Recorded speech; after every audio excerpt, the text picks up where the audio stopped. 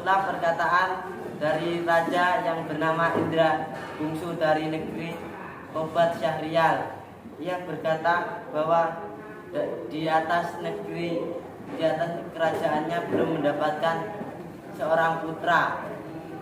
Maka ia pun menyuruh orang untuk membacakan doa kunut dan bersedekah fakir dan miskin.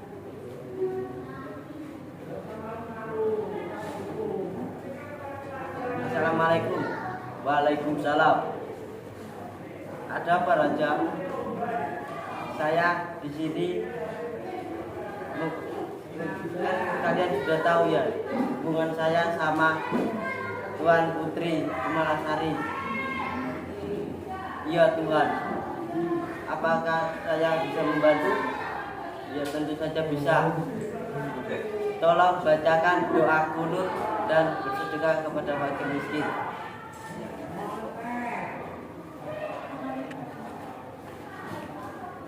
Sudah Raja. Ya terima kasih.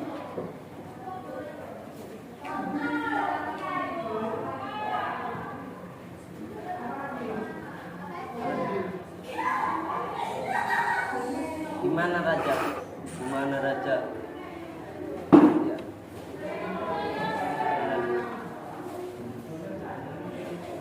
Saya sudah menyuruh orang untuk membacakan doa kunut dan fakir miskin bersedekah. Ya. Dan ceritanya pun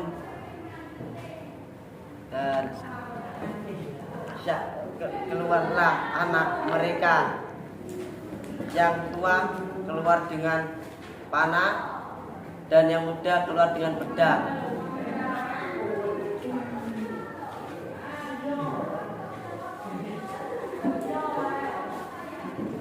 Saya pun sangat senang dan sangat sukacita dan memberi anak mereka yang tua bernama Syafri dan yang muda bernama Indra Bangsawan. Sekian, terima kasih. Meskipun Baginda Raja bingung untuk menggantikannya, Baginda pun menyuruh kedua anaknya untuk menggantikannya.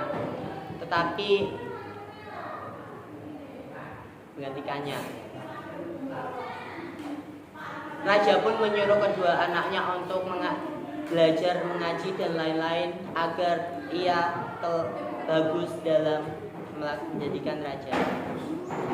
Maka anak ganda Baginda yang keduanya berumur 7 tahun dan dititah disuruh mengaji kepada Mu'alif Sufyan.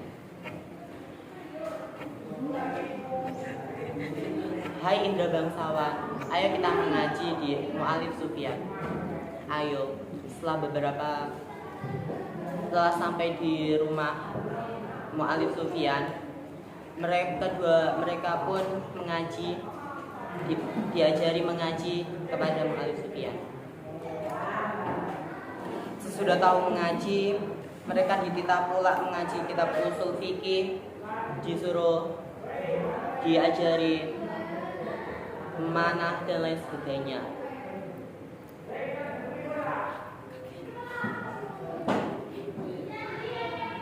Maka Baginda pun bimbang, tidak tahu siapa yang patut untuk menggantikannya, karena kedua anaknya itu sama-sama gagah, sama-sama pintar, dan sama-sama bijak.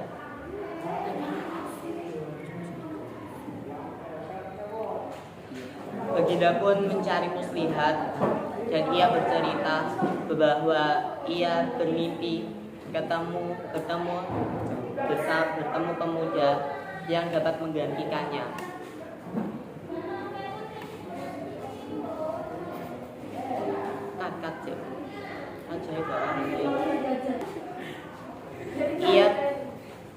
Ia bercerita kepada kedua anaknya bahwa ia bermimpi bertemu dengan seseorang pemuda. Wahai anak-anakku, aku tadi malam bermimpi bertemu dengan seorang pemuda, dan bisa menggantikan aku sebagai raja. Kedua anaknya pun hening dan berkutip. Pemuda pun berkata, barang siapa yang menemukan bulu perindu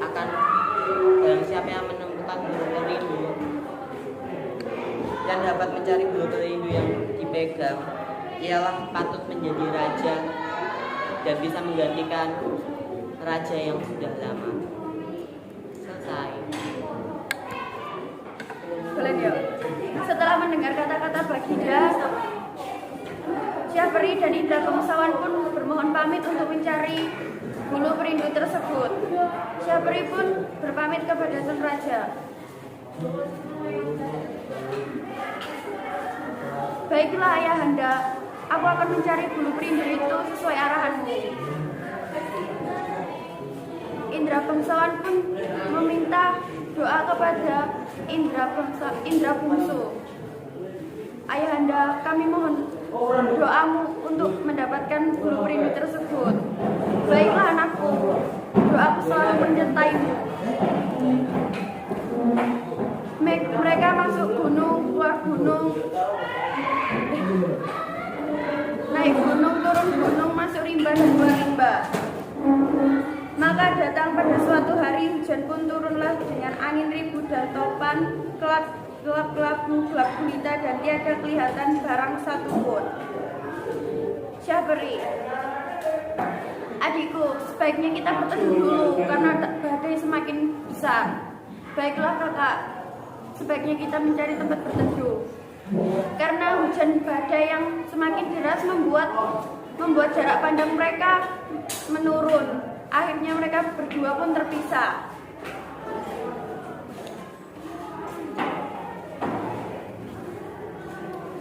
Tersebutlah, Kak, kau di mana?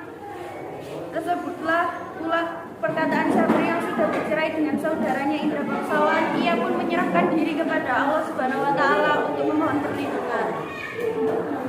Ya Allah, lindungilah hamba. Semoga hamba dapat menemukan kakak hamba. Sekian, terima kasih. Beberapa lama di jalan, sampailah ia kepada suatu taman dan bertemu sebuah maligai. Ia naik ke atas maligai itu dan melihat sebuah gendang tergantung. Gendang itu dibukanya dan dibukunya. Tiba-tiba ia terdengar orang yang melarangnya memukul gendang itu. Deng deng deng deng deng deng deng deng deng. Woi, jangan memukul gendang itu. Lalu Putri Ratnasari pun keluar dari gendang itu. Wing. Putri Ratnasari pun menerangkan bahwa negerinya telah dikalahkan oleh Garuda. Sebenarnya negeri ini telah dikalahkan oleh Garuda. Itulah sebabnya saya ditaruh di dalam cembul dengan orang tua saya. Di dalam cembul yang lain ialah Perkakas dan dayang-dayangnya. Dengan segera Syahperi mengeluarkan dayang-dayang itu. Tatkala Garuda datang, Garuda itu dibunuhnya.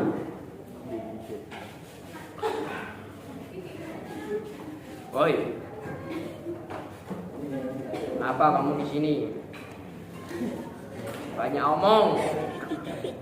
Mati. Maka Syahperi pun duduklah berkasih-kasihan dengan Putri Ratnasari.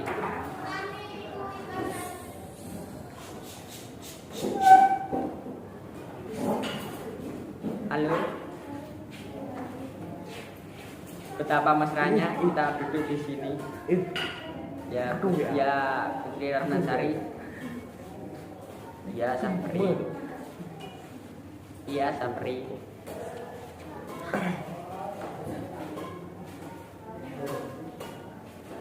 Putri Ratnasari sebagai suami istri dihadap oleh segala dayang-dayang dan inang pengasuhnya. Tersebut pula perkataan Indra Bangsawan pergi mencari saudaranya. Ia sampai di suatu padang yang terlalu luas. Ia masuk di sebuah gua yang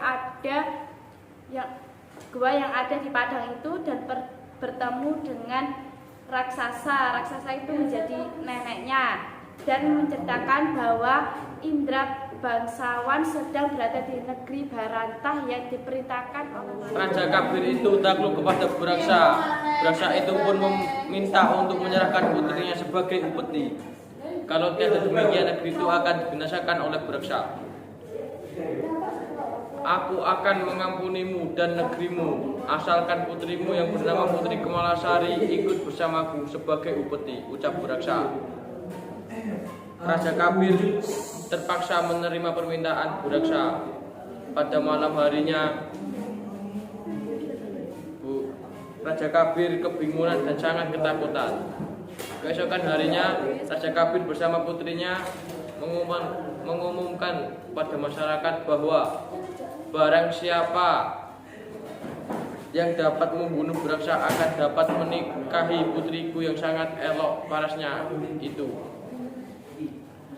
Tak selang berapa lamanya, Putri Kemalasari pun sakit mata, terlalu sangat. Alin itu mengatakan bahwa air susu harimau beranak muda yang bisa menyembuhkan penyakit yang diderita oleh Tuan Putri Kemalasari.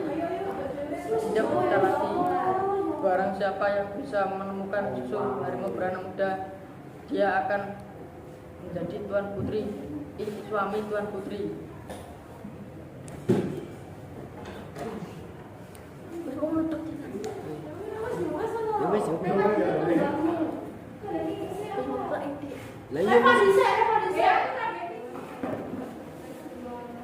Baginda pun berkata, "Hai si hutan, pergilah engkau mengambil seruas bulu susu anak kambing tersebut." Si hutan pun mengangguk lalu berjalan mengambil seruas bulu susu anak kambing.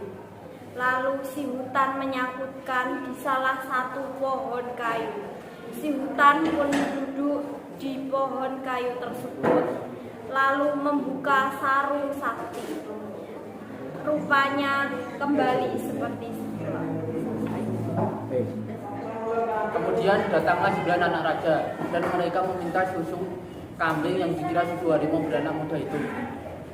Wahai Indra bangsawan, bolehkah aku meminta susu harimau beranak muda itu? Indra bangsawan pun berkata, susu ini tidak akan aku jual dan hanya akan berikan kepada orang yang pahannya mau diselit dengan besi panas. Kemudian 9 anak raja pun itu memberikan pahannya untuk diselit dengan besi panas. Dengan gembira mereka mempersembahkan susu harimau yang dikira susu kambing yang dikira susu harimau beranak muda itu. Kemudian Tabib pun berkata,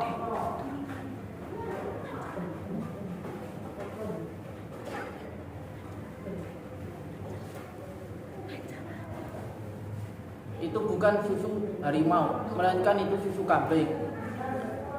Sementara itu Indra bangsawan sudah mendapatkan susu harimau yang asli dari neneknya. Setelah tadi menunggu lama, akhirnya Indra bangsawan pun datang Setelah tadi menunggu lama, Indra bangsawan pun akhirnya datang membawa susu harimau beranak muda. Dan tabib pun berkata, "Wow, ini adalah susu anak muda yang sebenarnya." Lalu diteteskanlah 3 tetes di mata Tuan Putri. Dan Tuan Putri pun dinyatakan sembuh.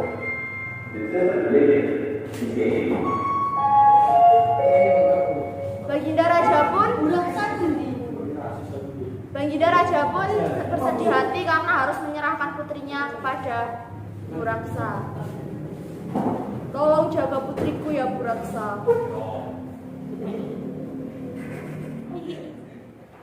Sampailah masa menyerahkan Tuan Putri kepada Buraksa.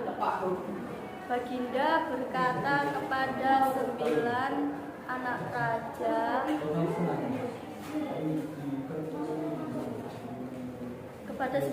raja, bahwa yang mendapat jiwa Buraksa akan menjadi suami putri.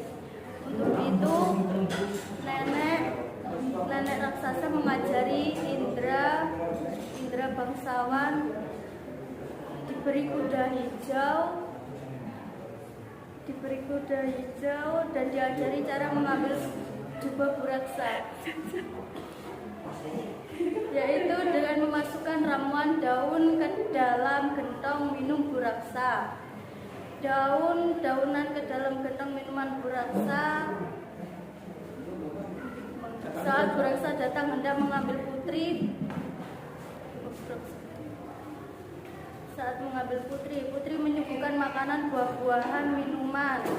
Pada buraksa tergoda sajian yang lezat itu tanpa pikir panjang. Buraksa menghabiskan semuanya lalu meneguhkan habis air. Tak lama kemudian buraksa pun tertidur.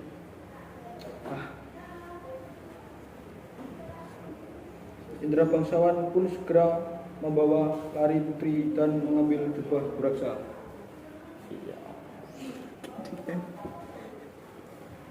Baik Tuan Putri, mari kita lari dari sini dan mengambil jubah buraksa.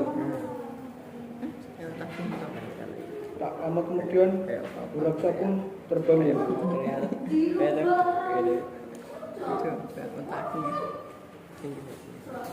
Buraksa pun menjadi lumpuh akibat ramuan dari air minumnya. Badanku terasa pegal dan ngantuk. Kemudian 9 anak raja pun datang.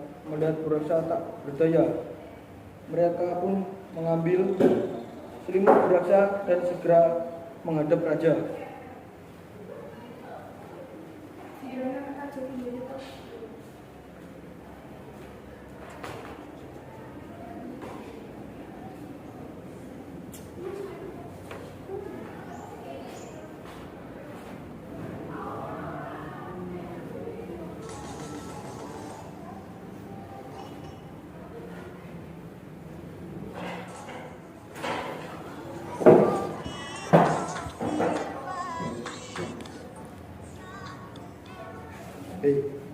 Ayo kita mengambil selimut raja, selimut buraksa dan membawa ke raja dengan berkata bahwa ini adalah jubah buraksa tersebut.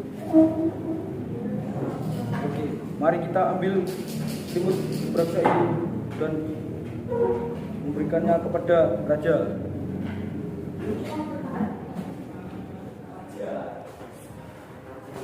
Sesampainya di istana, Indra bangsawan segera menyerahkan putri dan jubah buraksa. Indra bangsawan berkata, "Baginda Raja, hamba ingin menyerahkan tuan putri dan jubah buraksa."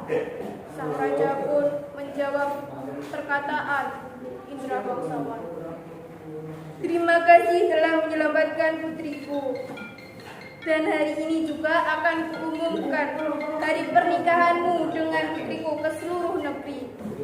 Warga desa akhirnya mulai membicarakan kabar pernikahan sang putri dengan putra raja di negeri seberang. Kabar itu sampai terdengar oleh 9 anak raja.